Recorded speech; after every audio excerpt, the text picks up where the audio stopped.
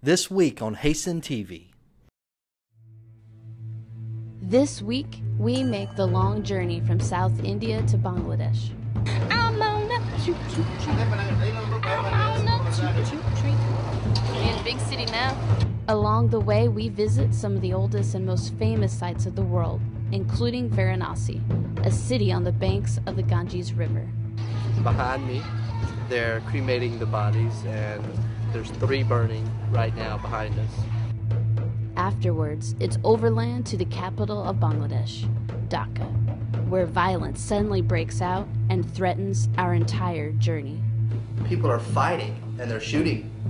A lot of the foreigners are leaving. Even all the little places we wanted to go to now are having rioting and having fighting, so there's really nowhere we can go.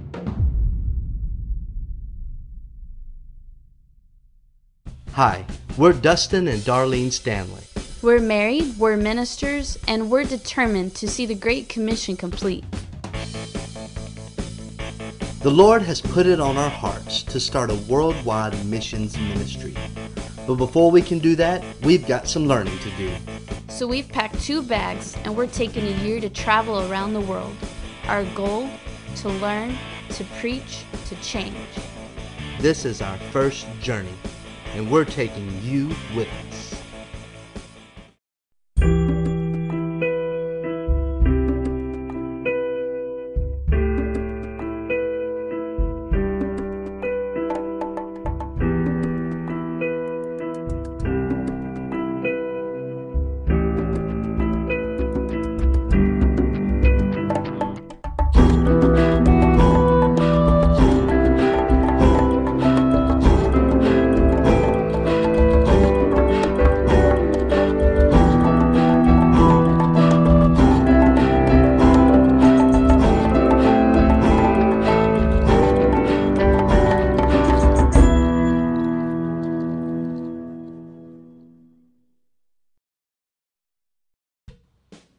After our ministry time in South India was over, we packed our bags and prepared to head north. So tonight we're heading to Chennai overnight on the train.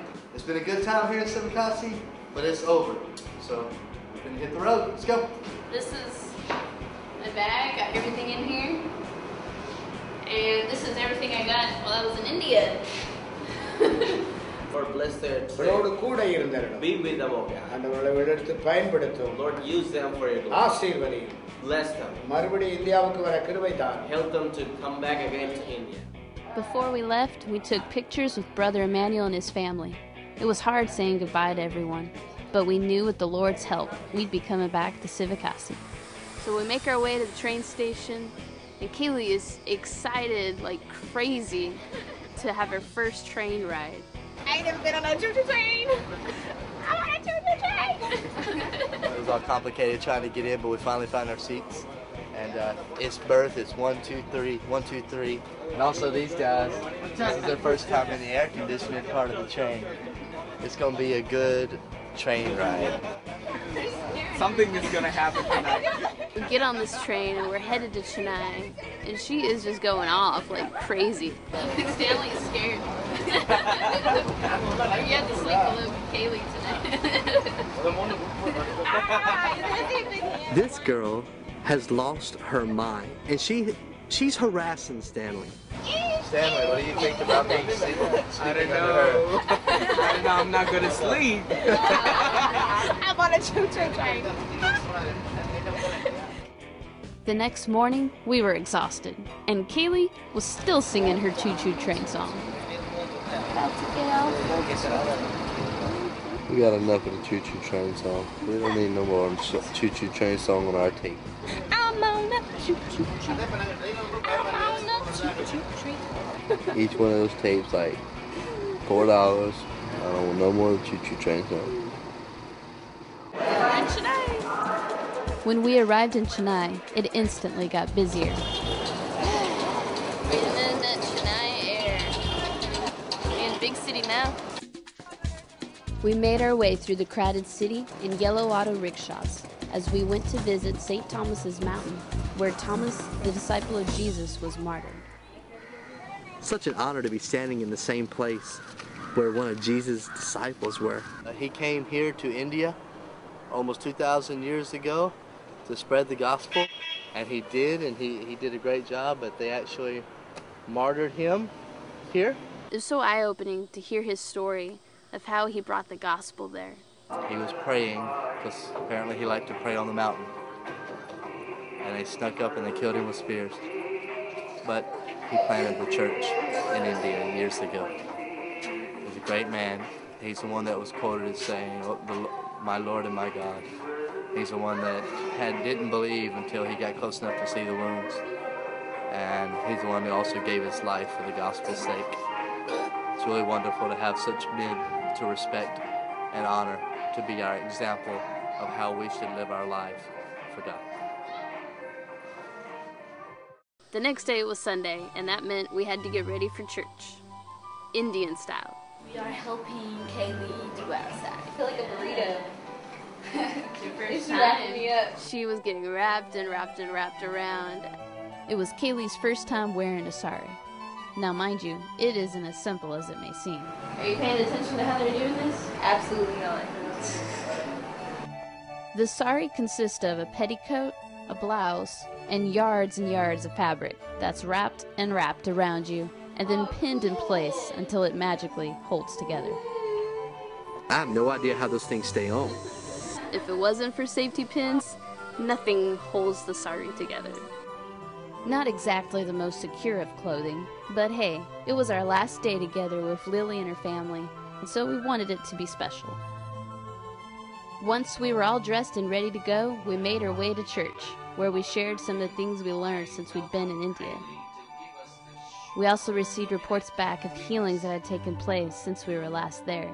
There were some people we had prayed for that showed us that they were still healthy from when we prayed for their healing. How awesome is that? And we just praised God for that. That was such a blessing. Finally, it was time for us to go. One last church service, and we're on the road. It would be a 2-day trip on the train as we made our way up to the capital. Kaylee was leaving soon, and we wanted her to see the famous sights of India before she left. We're just arriving in New Delhi right now. The moment we arrived, we wasted no time at all. We got our bags, got off the train, and immediately began making our way into the city. We get ripped off within the first 5 minutes of being there. It's crazy. But, you know, we make it to our hotel finally, and we book a ticket. It's time to go see the Taj Mahal. So we got a driver to take us for the next 2.5 days, all over to the famous sites. I'm excited, dude. I'm so excited, man. It's like 4 hours away.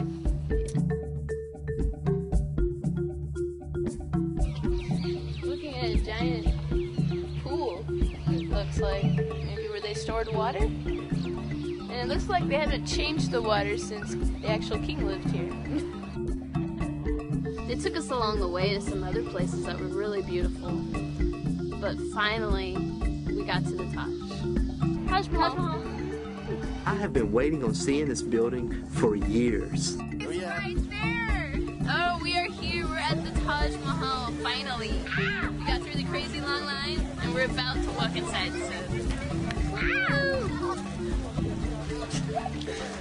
We're at the Taj Mahal. Yeah. Let's go check it out. I've never seen a building that beautiful. It's so awesome. It seems so surreal. It's beautiful. Absolutely beautiful. You kind of feel like you're looking back in time or right out of this world into a different one. It's so amazing. We're in Jaipur, and Kaylee's freaking out today because she's going to ride an elephant for her first time ever. I'm excited. They're right there. We take Kaylee to ride her first elephant. She goes nuts.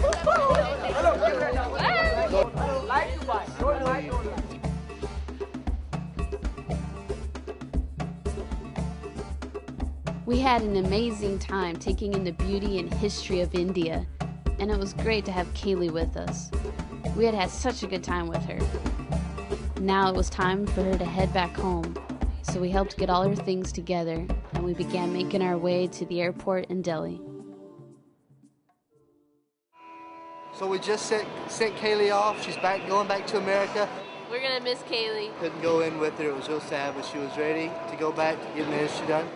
And it's Darlene and I again. And now it's back to the track. Let's go. We took the next couple of days to pray and research and seek the Lord on where He'd have us go next. We felt a pulling towards Bangladesh, so we made a list and began gearing up for the road. Let's go shop. Dustin got a haircut. Beer trim. They beat him. And the guy's just like, pop, pop, pop. I was just laughing. It was pretty crazy. And I got this cheap Indian dye to dye my hair. Didn't exactly turn out dark brown, more like black, which Dustin says he really likes it, so I'm getting used to it. So we started buying the stuff we needed on the streets. Can you fix the zipper? Is that broke? Yeah. So we're at the bazaar, and you go to the main bazaar, and you gotta be so careful because you can just get run over here just like that. As you walk down the streets, people constantly call your name. Well, not your name, but hello, mister, hello, mister. They ask you questions about your family. They ask you where you're from. They comment on your beard. They'll do anything just to get you to stop for a minute so they can talk to you and try to say something. So when you're going, you learn at first, you know, how to be nice, but just keep walking. Yeah, thank you. Just keep walking, never stop. And sometimes they'll follow you for a while and you gotta tell them no. First I wasn't so nice. It started getting on my nerves. I was like, no, no. But then the Lord checked me and I had to be nice again. So that's what it's like here in the main bazaar in Delhi. You can get almost anything you need right here. Right around the corner, like I got the haircut and the shave. And today we're gonna be getting rain jackets and things like that for our trip into Bangladesh. But when you come here, seriously, don't trust nobody. You'll learn over time as you build relationships who you can trust. You just keep walking or you will get ripped off. So we're gonna go this way, check things out. Yeah, that's nasty. By the way, anytime you're in India and you see a puddle, don't step in it. So we finished our shopping, and I got this nice Adidas rain jacket. It cost me $3, and the hoods are just crazy. Watch.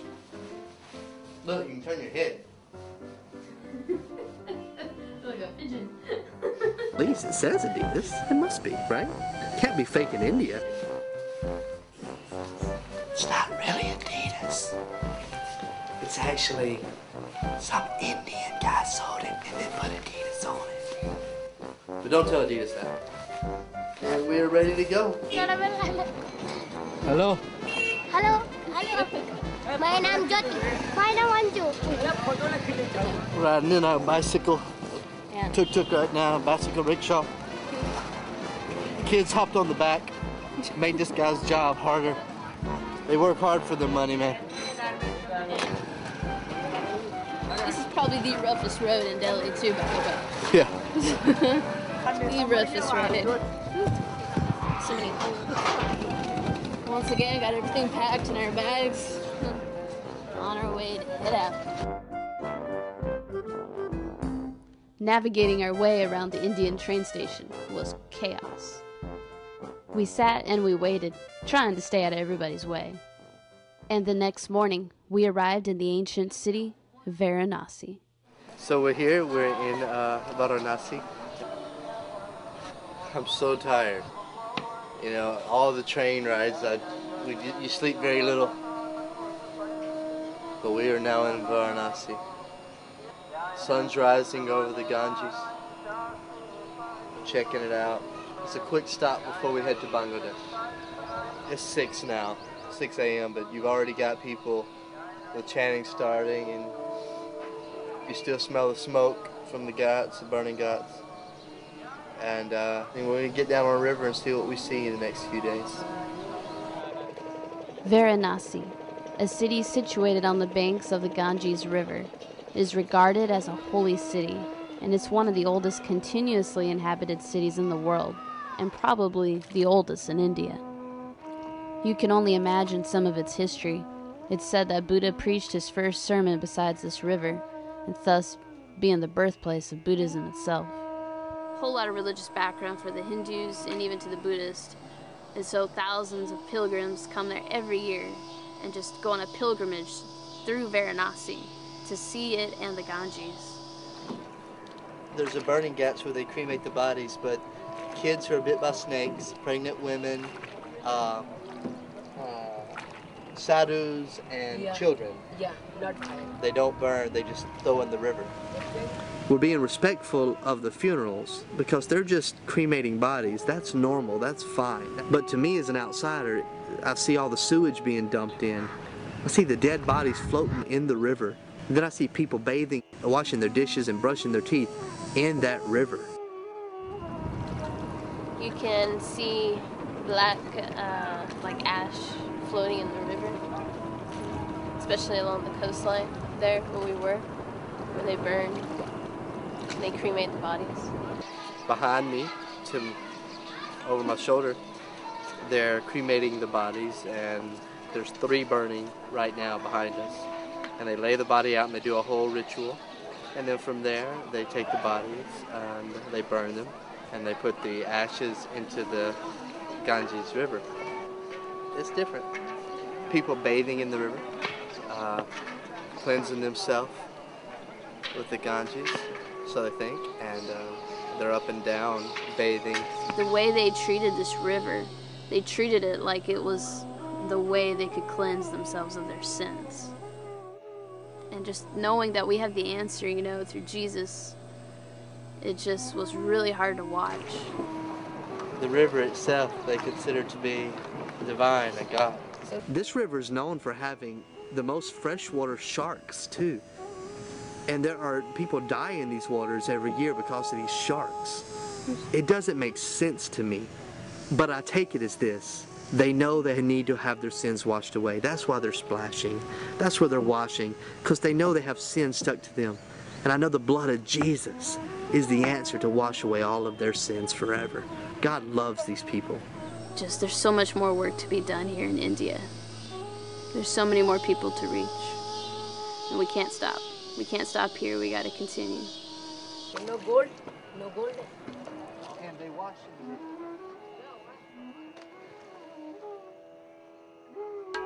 We celebrated our last night in India, listening to some local musicians, and thought about everything we had seen, and prepared ourselves for the road ahead to Bangladesh.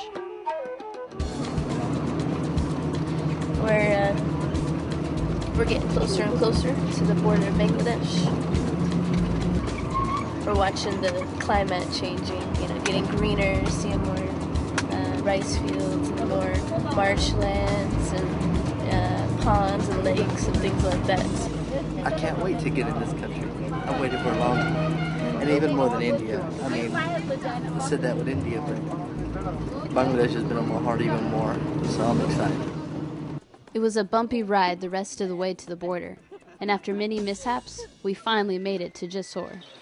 So, this is Jessore. We arrived here last night.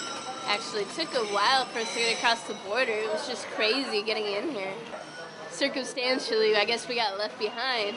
So we had an adventure last night trying to get to this place through finding a rickshaw in the dark, trying to communicate. We finally got a guy who took us for about 30 taka. We had a good night's rest. Now we're staying at the Grand Hotel here. Low budget hotel, which is clean, nice. Good rooms. Come see it. Come see our friend here. What's your name? Name? No? My name is Abdullah. Abdullah? Yeah.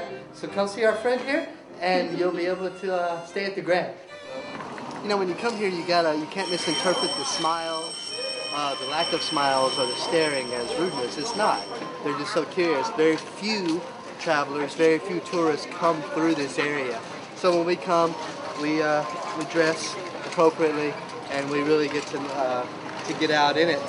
We just booked our next bus ticket all the way to Dhaka tomorrow morning. We have to get there because the ATMs, they say they have MasterCard, but we found out it didn't work. There was like no ATMs, and at this point, we're running out of money fast. We get all the way to Dhaka that night, and once we get there, we still can't get money out. And then bing, I have this light bulb from the Lord. Go to a hotel, go to a fancy hotel. They can swipe your card. So we go, it's like $40 a night. We have room service, we have a hot shower, they've got a mini bar with like Coke. It is amazing. So we feel like two dirty kids in this really nice place. The water is so warm that it's making the things fog up. Hey. That hadn't happened since America. Next day I search out a bank, they do a cash advance, we're headed. We're heading to North Dhaka, and we're gonna go up here and we're gonna find the guest house, make our connections, and start doing our research about heading south. We traveled away from the city center out to the leprosy mission.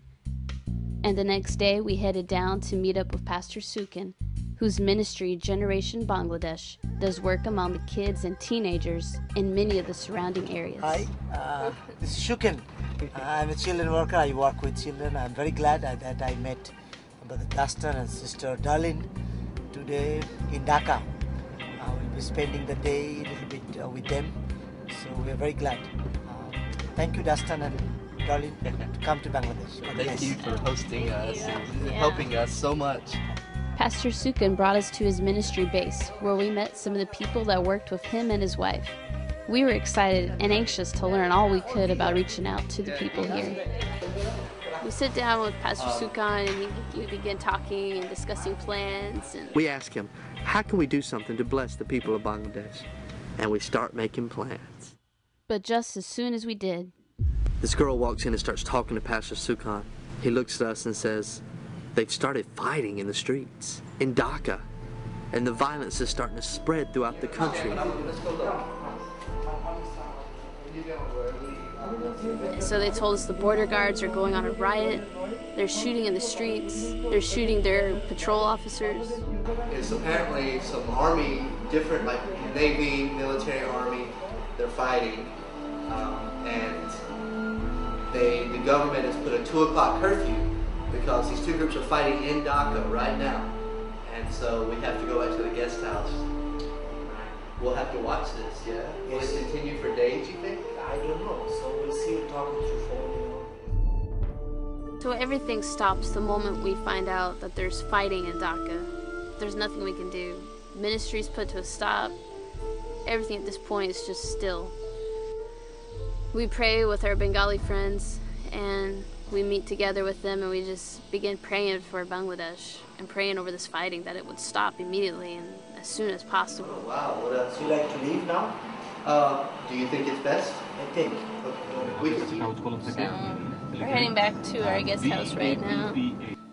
They started fighting in central Dhaka. It's the border guard, and they're fighting against the army because they want all these things. They took over a shopping complex, and there's like 3,000 to 4,000 soldiers, or 2,000 to 4,000 soldiers in this place with heavy arms. You know, this is a lot of men, and the military surrounded the place, and they fought all day. And now so far 50 people have died in the fighting. But even worse is that it spread to all the border guard posts.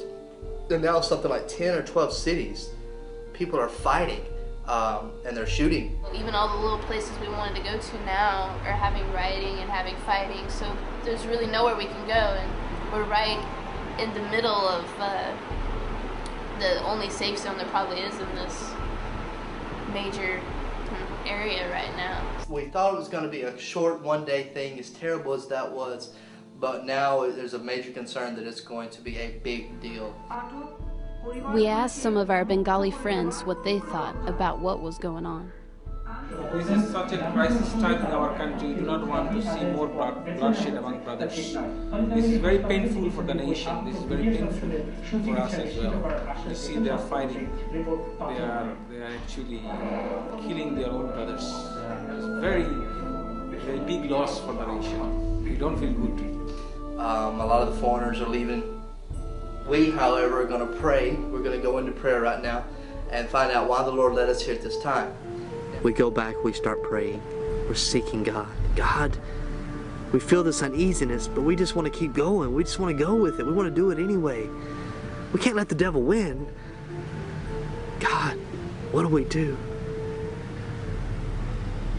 And we hear, it's time to go. It was really hard. There was so much we wanted to do here. And we had to go. We had to leave. We wrote our families, letting them know we were okay and to pray for Bangladesh. Apparently the Lord knew our ministry plans weren't going to work out. We'll be leaving, but we will come back. Ministry was canceled. There was nothing more we could do. So we packed up our bags that night, booked our tickets to Thailand. We learn we need to listen to the uneasiness of the Lord, that check in our spirit. We have to do the things God calls us to do. But sometimes you have to realize you have to bow out. Walk away so you can fight again another day. Headed to Thailand. It's been aggravating this afternoon. I mean, we kind of booked fast because we didn't want to spend more money than we had to. We get to Thailand, we have good people that we can work with and learn from and friends there. Now we got to go catch an airplane.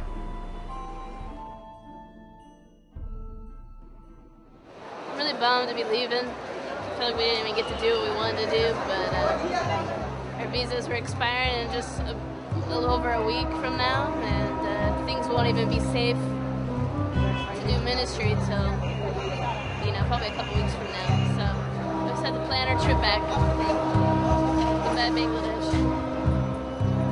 One thing I know, every time there's a door closed, God opens another one.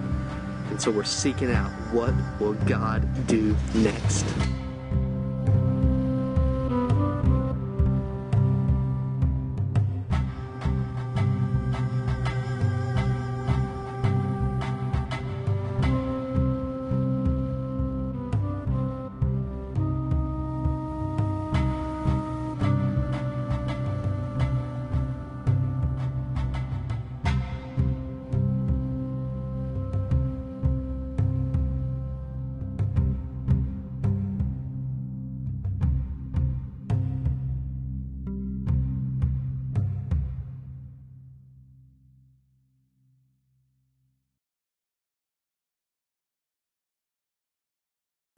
Visit us today at www.hasten.tv and check out more of our episodes and content we have there online, freely available for you.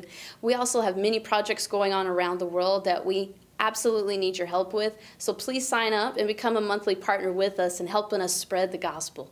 Also, if you desire to be trained in missions, we have an on-demand mission training course called Great Commission Academy. Sign up for that today, guys. Thank you.